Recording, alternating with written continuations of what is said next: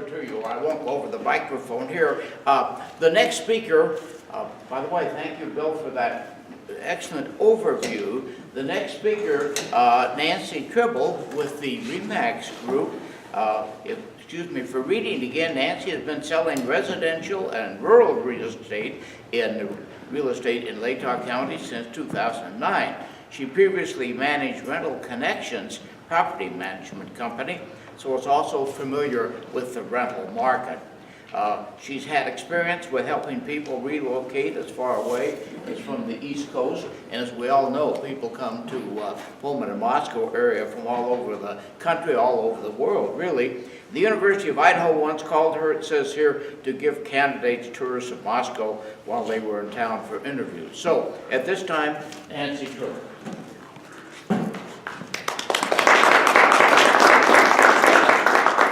Good afternoon, and thank you. Can you hear me okay? Well, my husband and I, Owen, and I'm not related to any of the Tribbles in Latah County. Like the day after we moved here, July 14th, 2008, people would say, oh, are you related to Gary? Are you related? It's like, who are these Tribbles? I've never heard of them before. And we moved here in 2008. In 2009, I got my real estate license and started in real estate.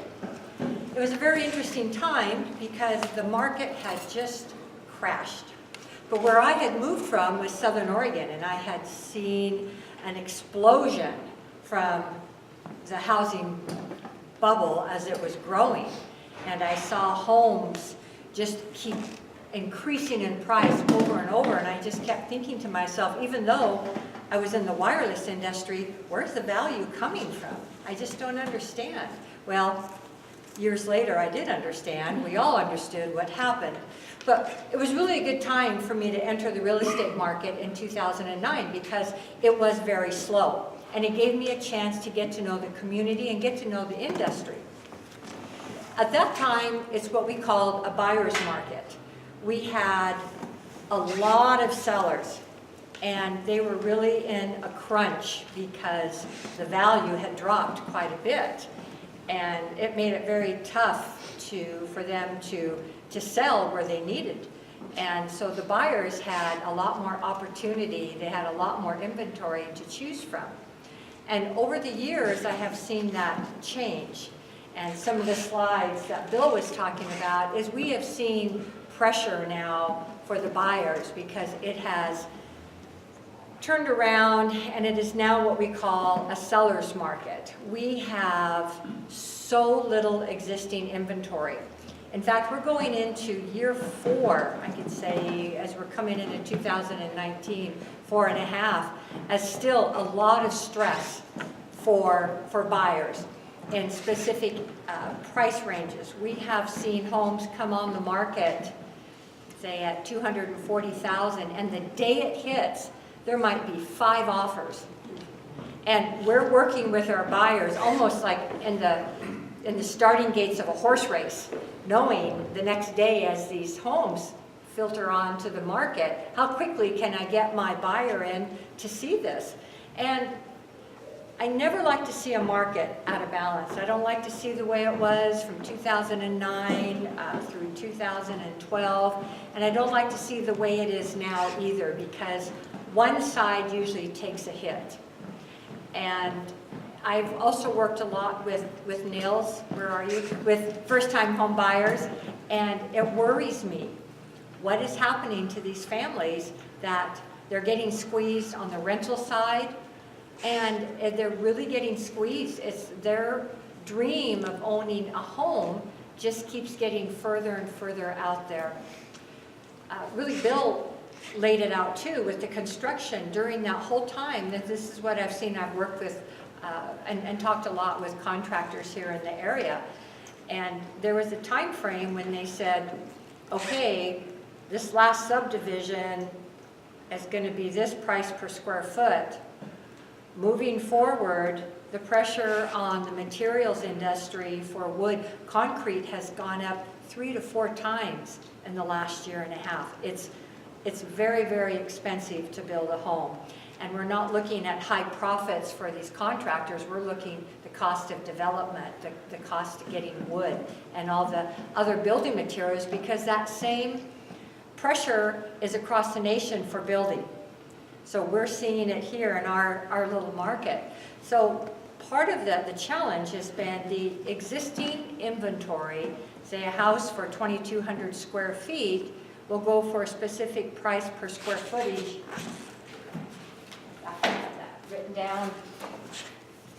Pretty much existing inventory in the last year and a half could be as low as $93 a square foot. Of course, that has a lot to do with the age of the home and the condition of the home, to between $147, maybe $153 a square foot for existing inventory. Now, with a lot of the new construction, you're looking at as high as $203 a square foot. So for a lot less square footage. So that really makes it tough for the home buyer, because they can actually get a better deal, more square footage for existing inventory. And that's where the pressure comes from, because a lot of the newer homes now are, $389 to $425 or $425,000. That makes for a pretty hefty house payment. So that's what I have seen over the years, as it has, the building has come back, but so is the extreme cost to build. Currently, today, we have in Moscow 32 homes for sale. 28 of those are single-family homes between 170, and this is not condos, apartments, or manufactured homes in the parks. The low end is 178,000 to 353,000. This is just in Moscow. There are 4 in the Moscow zip code with single family with acreage from 385,000 to 725,000. And Troy, Deary, Potlatch, Genesee were always kind of the go-to places for people to start moving out to find more affordable housing. Right now in Troy, there are 2 active listings, 1 in Deary, 6 in Potlatch, 3 in Genesee, 1 in Kendrick, 0 in Julietta, and 0 in Viola. Now we are in a little bit slower, we are slowing down right now.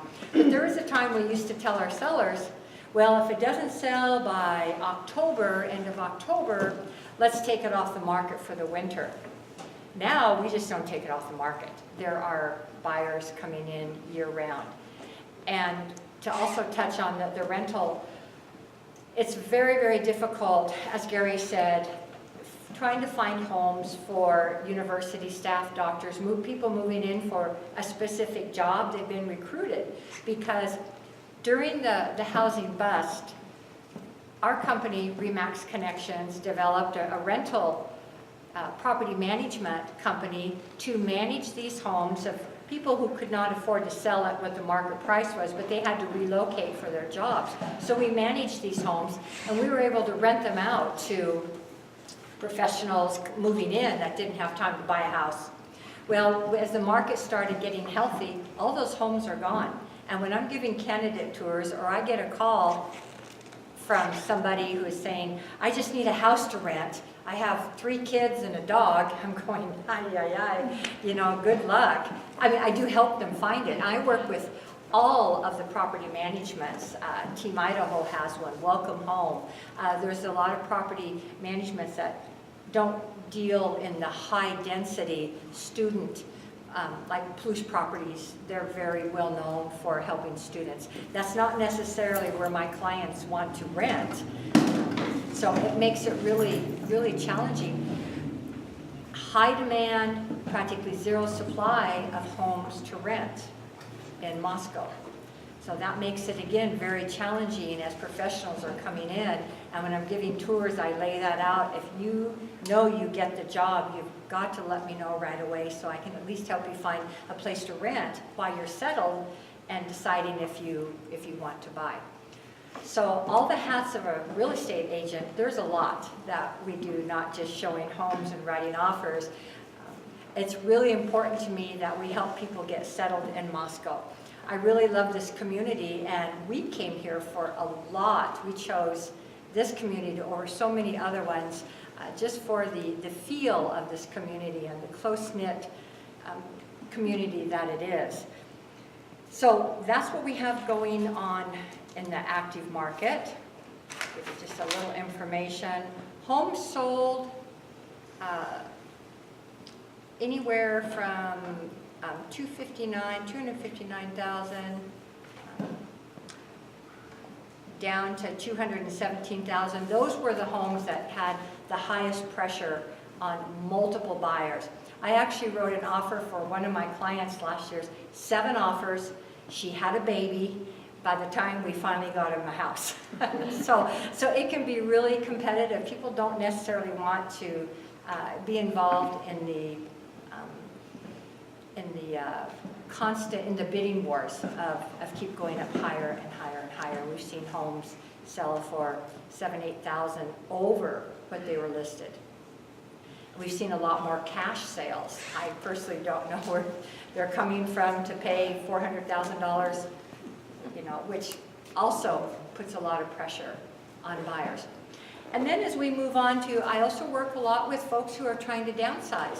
They don't want the big house anymore. They don't want all the stairs.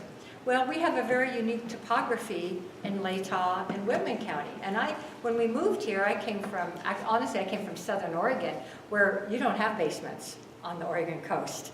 You have your main floor and then your upper level. And when we came here, it's like, wow, all these homes have daylight basements. Well, you have a lot of the population now retiring, and they don't want the laundry room downstairs. They don't want all the stairs to traverse. And that puts a lot of pressure trying to find homes. They'd like to stay in this area, but it makes it really, really difficult. Some of the homes that could be a fit are the little rancher homes down on Nez Perce and Camas and out on Eisenhower and those neighborhoods. Well, those are nice, but the hallways are narrow, the doorways are narrow, and a lot of those are the original 70s. So to upgrade and update is also very expensive. So that's been a challenge. We are seeing a few more being built, single-level homes, but there again, the cost per square footage is a lot more expensive. And so with that, I'm going to let Tammy come up and speak to you about senior housing and what's going on in Latah County.